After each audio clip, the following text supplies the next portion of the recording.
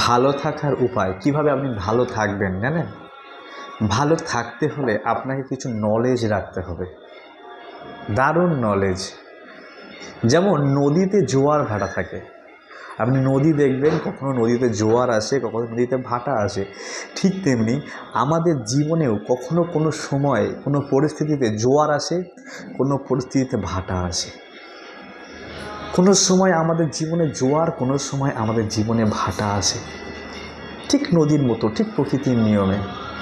আমরা দেখি কখনো আমরা ভালো আছি, ভালো সময় কাটাচ্ছি, কখনো আমরা খারাপ সময় কাটাচ্ছি।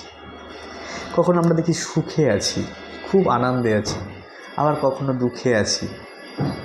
কখনো মানুষ প্রশংসা করছে, কখনো মানুষ কেউ নিন্দা করে দিচ্ছে। তো এইগুলিকে, এটা প্রকৃতির নিয়ম। যেভাবে নদীতে কখনো জোয়ার, কখনো ভাটা, কখনো রোদ, কখনো বৃষ্টি, হয় না? কখনো রোদ, কখনো বৃষ্টি, কখনো ঠান্ডা, কখনো গরম, এটা আছে প্রকৃতির নিয়ম। ঠিক আমাদের জীবনটাও এরকম, কখনো ঠান্ডা, কখনো গরম, কখনো সুখ, কখনো দুঃখ, হ্যাঁ, কখনো ভালো সময়, কখনো খারাপ সময়। তাই আমাদের কি করতে হবে? আমাদের কী করতে হবে? সব কিছুকে সমান জ্ঞান করে নিতে হবে যে জীবনের এটার একটা পার্ট। যদি ভালো সময় থাকে তো খারাপ সময়টাও মেনে নিতে হবে। হ্যাঁ,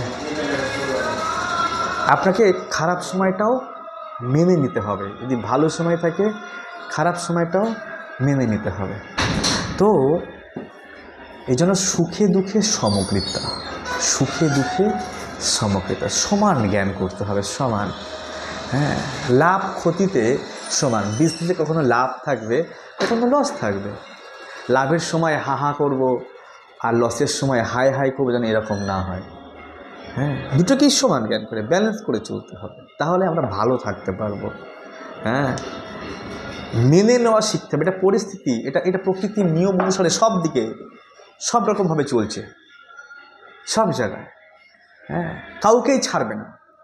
রাজা, প্রজা, শিশু, স্ত্রী, বৃদ্ধা, বনিতা, কাউকেই ছাড়বে না।